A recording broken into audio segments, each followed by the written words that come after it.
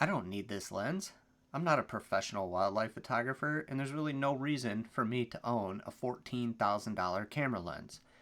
But after using this lens for over a year, there's no way I'm going back to what I was using before. It's allowed me to capture photos that other lenses just simply wouldn't have been able to. I'm Dave Pavlik, an amateur wildlife photographer from Michigan. I've been photographing wildlife, mostly birds, for over 20 years, but for the past year, I've had the privilege of using the Sony 600mm f4. What I'm going to share with you today are not the results from some rigorous scientific experiment looking at test charts. Instead, I'm going to share with you my real-world experiences of how the Sony 600mm f4 lens has completely changed my bird photography. So cutting right to the chase, I do believe this lens has helped me get some of the best bird photos that I have ever taken. And I also believe it's helped me get photos that I wouldn't have been able to get with other lenses that I've used in the past. Over the past year, I've used this lens extensively in Michigan.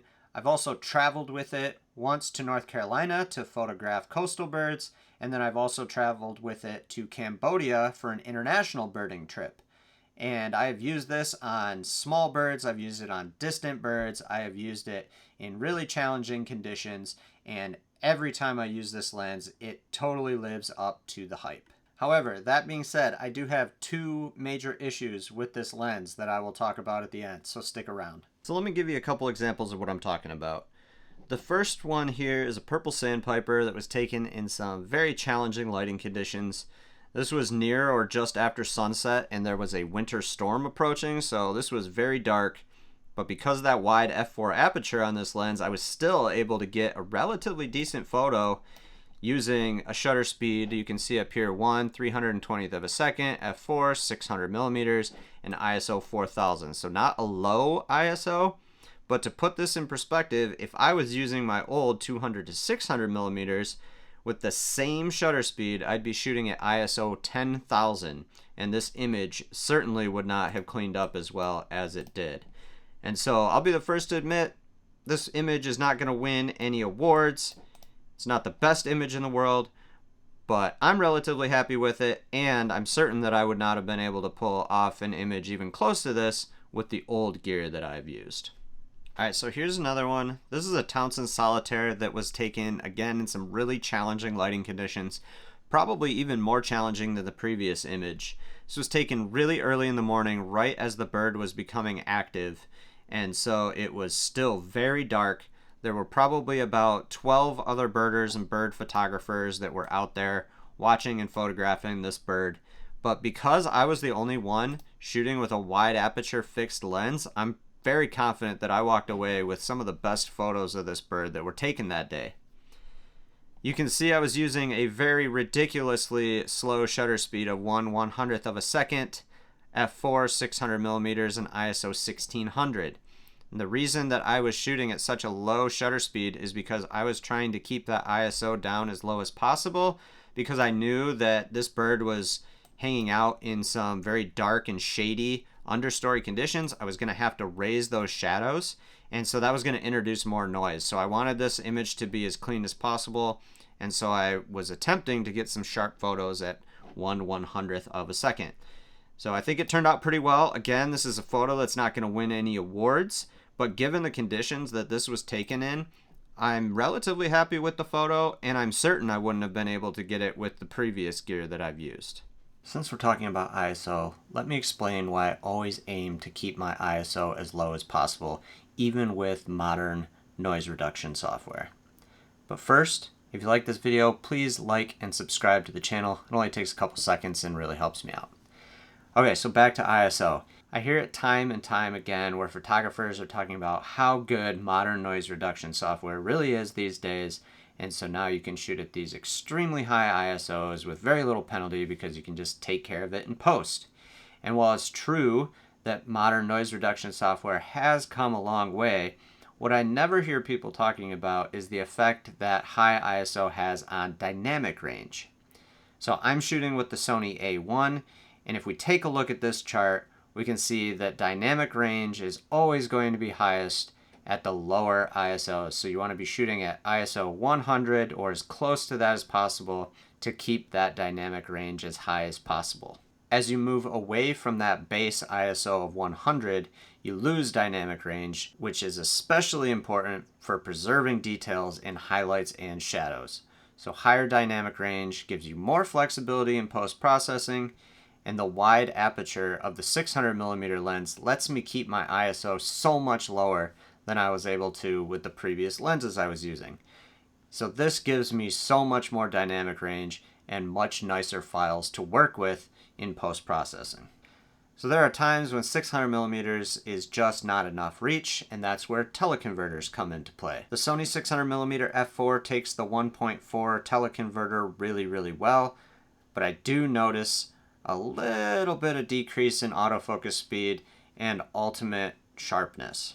But having a 840mm f5.6 option that is still sharp and still contrasty is a real game changer for bird photography, especially small birds. Here are a couple examples of photos that were taken with the 1.4 teleconverter that still came out super sharp. I haven't tried the 2x teleconverter, but having the option of getting out to 840mm with still relatively wide aperture has changed the way that I've been viewing teleconverters. In the past, I've really been hesitant to use a teleconverter, especially on that 200 to 600 where I just couldn't get the sharp enough images that I was really looking for. Over the past year, I've really been able to level up my bird photography with this lens.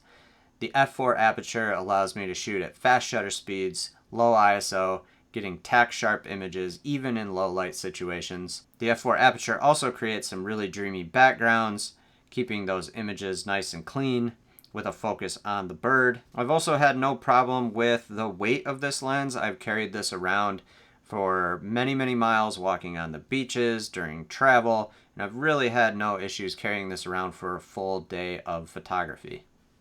The ability to use telephotos has been huge for me, and also the ability to crop in on photos and still retain a really high level of detail, especially in those fine feather details on birds, just because of how sharp this lens is, has given me so many more keepers over this past year than I would have had otherwise. There are just two things that drive me crazy about this lens, and not in a good way.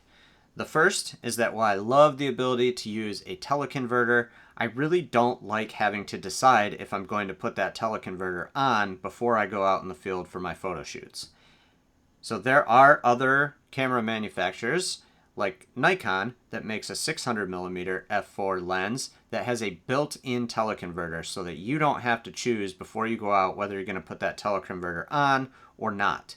With the flip of a switch, you can go from 600mm to 840mm without having to remove the camera lens from the camera body.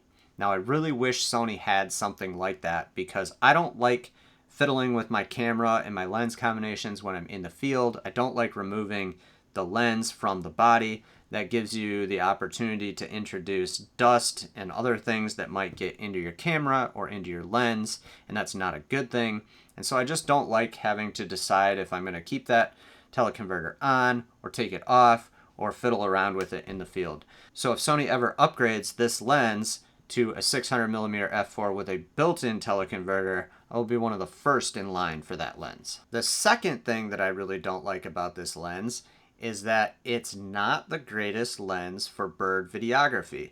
So bird videography is something that I'm starting to do a little more of. I really like to capture that natural movement of the birds, to be able to share that with everyone. And what I'm finding is that this is not the best lens for that for a couple reasons. One, it really is nice to have a zoom lens so that you can choose different framing when you're out there taking videos. So this is a fixed 600. I can't zoom in, I can't zoom out, and I knew that when I bought this. But what I didn't realize was how important neutral density filters are for videos. And this lens does not take neutral density filters well at all. Because of how huge the front element is, there are no screw-on ND filters that are available for this lens. Now it does have a slot in the back where the lens connects to the camera body that can take ND filters, but now you're talking about removing that holder, putting ND filters in, and putting it back. While you're in the field, that's another thing to carry. It's another thing to worry about. And you can't really use a variable ND filter because once that filter is inserted into the camera body, you can't adjust it at all. And so that's making it really hard to get the appropriate shutter speeds that I need for those natural movements in the videos that I want to shoot. So with all that being said, I am kind of starting to regret selling my 200 to 600 millimeter lens because that would be a much more suitable lens for the type of bird videography that I wanted to do. And Sigma also has a 60 to 600 millimeter lens, which also might be better for taking videos of birds and other wildlife. That being said, for bird photography, there really is nothing that beats the Sony 600mm f4 lens. I've really enjoyed my time using this lens in the field over the past year. It's been the most enjoyable year of bird photography that I've ever experienced, and I cannot wait to get back in the field and use this again in 2026. And so while I definitely don't need this lens, I sure am glad that I have it.